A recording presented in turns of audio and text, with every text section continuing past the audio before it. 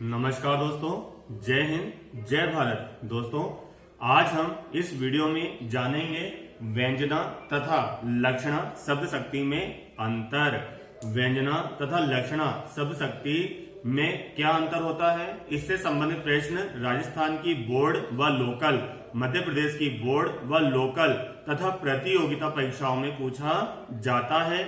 तो यहाँ पर देखिए, मैंने एक तरफ लिख रखा है व्यंजना शब्द शक्ति और एक तरफ लिख रखा है मैंने लक्षणा शब्द शक्ति।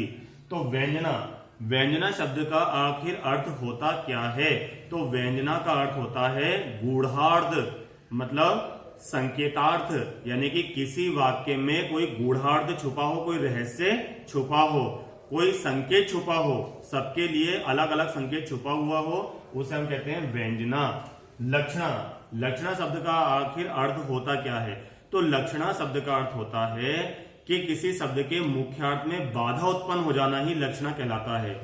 किसी वाक्य में कोई शब्द है, मूल शब्द है, उसके अंदर ही उसके मुख्यार्थ में क्या हो जाती है, बाधा उत्पन्न हो जाती है, उसे हम कहते हैं लक्षणा।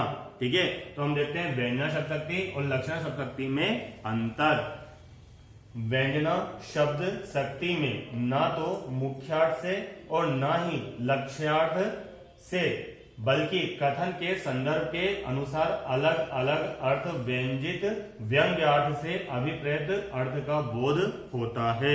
उम्मीद है ये मैंने आपको पढ़ के सुनाया होगा, आपको समझ में नहीं आया होगा, लेकिन अब मैं आपको समझाऊंगा तो समझ में आ जाएगा। कहने का तात्पर्य यह है कि व्यंजना शब्द शक्ति में ना तो अभिधा से और ना ही लक्षणा से, यानी कि व्यंजना शब्द शक्ति में ना तो अभिधा से और ना ही लक्षणा से कोई उम्मीद जगती है। ठीक है, कोई अर्थ समझ में नहीं आता, जबकि मतलब बल्कि कथन के संदर्भ के अनुसार, यानी कि आपको एक वाक्य दे दिया जाता है, ठीक है, तो बल्कि कथन के संदर्भ के अनुसार अलग अलग अर्थ व्यंजित होता है और व्यंग्यार्थ के द्वारा।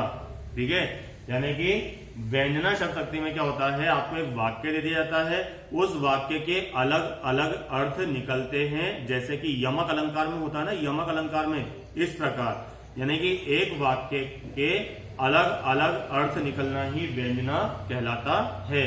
जबकि लक्षणा में देखते हैं हम क्या होता है, लक्षणा शब्द शक्ति के मुख्यार्थ में, यानी कि लक्षणा शब्द शक्ति में मुख्यार्थ के बाधित होने पर किसी रूढ़ि या प्रयोजन से लक्ष्यार्थ द्वारा अभिप्रेत अर्थ का बोध होता है। लक्षणा शब्द शक्ति में क्या होता है दोस्तों, मूल शब्द में ही बाधा उत्पन्न हो जाती है, इसका जो मुख्य शब्द होता है उसमें ही बाधा उत्पन्न हो जाती है, परंतु हम किसी रूढ़ि व प्रयोजन से तुरंत अर्थ ग्रहण कर लेते हैं उस शब्द का। उदाहरण से समझते हैं हम, सुबह हो गई, क्या लिखा है इसमें, सुबह हो गई। और हम बोलते हैं किसी सुबह हो गई तो कोई फर्क नहीं पड़ने वाला, लेकिन जब हम इसे व्यंग के अनुसार बोलेंगे, ओ सुबह हो गई, सुबह हो गई, तो एकदम लोगों के कानों पर जू रेंगने लग जाएगी, चौकन्ने हो जाएंगे, वो क्या हो जाएंगे, चौकन्ने।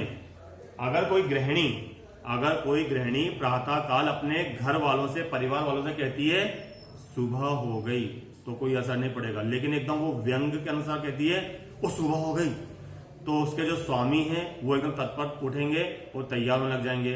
उसके जो बच्चे हैं वो उठेंगे, वो स्कूल जाने के लिए तैयार हो जाएंगे। उनके घर में यदि कोई बुजुर्ग है तो वो जॉगिंग के लिए तैयार हो जाएंगे। यानी कि वाक्य एक है, परंतु उसको ग्रहण करने वाले, सुनने वाले अलग अलग अर्थ निकाल रहे हैं।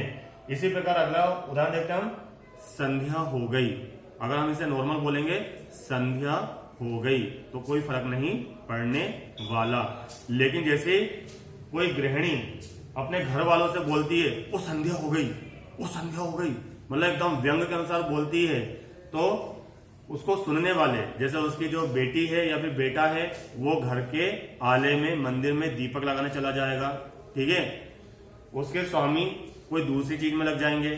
ठीक है, अगर यही बात कोई मजदूर अपने मालिक से बोलेगा संध्या हो गई, तो उसकी सैलरी देने को तैयार हो जाएगा। मालिक सोचेगा चलो इसकी छुट्टी का वक्त हो गया है। तो यानी कि शब्द एक, मतलब वाक्य एक है, लेकिन अर्थ निकालने वाले अलग अलग हैं। इधर देखिए, भारत जीत गया, क्या लिखा है यहाँ पर, भारत जीत गया।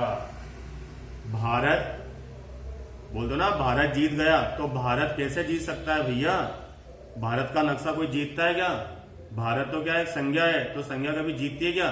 जबकि यहाँ पर क्या है, यहाँ पर लोग नारे लगाते हैं भारत जीत गया, भारत जीत गया, भारत जीत गया, लेकिन हम रूढ़ी और प्रयोजन से अर्थ निकालकर तुरंत समझ जाते हैं। कोई देश कैसे जीत सकता है? यहां पर क्या लिखना चाहिए?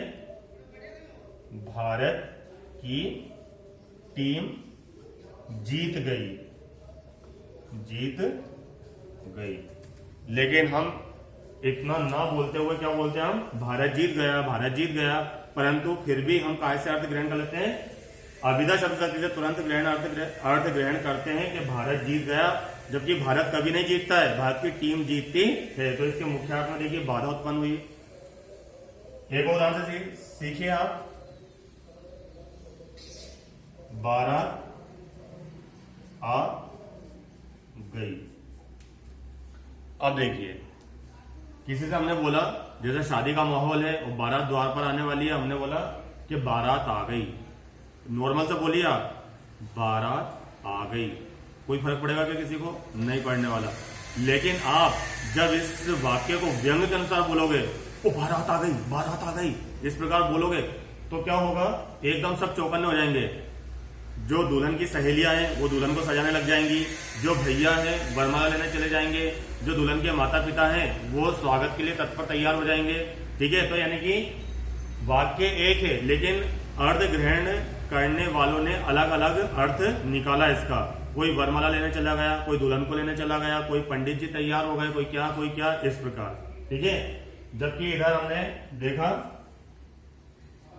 मध्य प्रदेश गरीब राज्य है, गरीब राज्य है। मध्य प्रदेश गरीब राज्य है बोलते भी हम सामान्य ज्ञान में भी पढ़ते हैं कि मध्य प्रदेश गरीब राज्य है, परंतु मध्य प्रदेश कभी गरीब है क्या? वो कपड़े नहीं है क्या उसके पास? वो बीमार पड़ा है क्या, कि उसे बुखार है या कुछ है उसे? तो हम ये सब सुनते हैं, परंतु हम रूढ़ी और प्रयोजन से तुरंत अर्थ ग्रहण करते हैं कि मध्य प्रदेश के लोग गरीब हैं, मध्य प्रदेश के लोग गरीब है, जबकि यहाँ पर लोग तो दिख ही नहीं रहा आपको। ठीक है, तो यहाँ पर मुख्य अर्थ में बाधा उत्पन्न हुई है। दूसरी बात यह है, जो व्यंजना शब्द शक्ति है ये लोकोक्ति में पाई जाती है। कहाँ में पाई जाती है? लोकोक्ति में पाई जाती है। और लक्षणा शब्द शक्ति मुहावरों में पाई जाती है।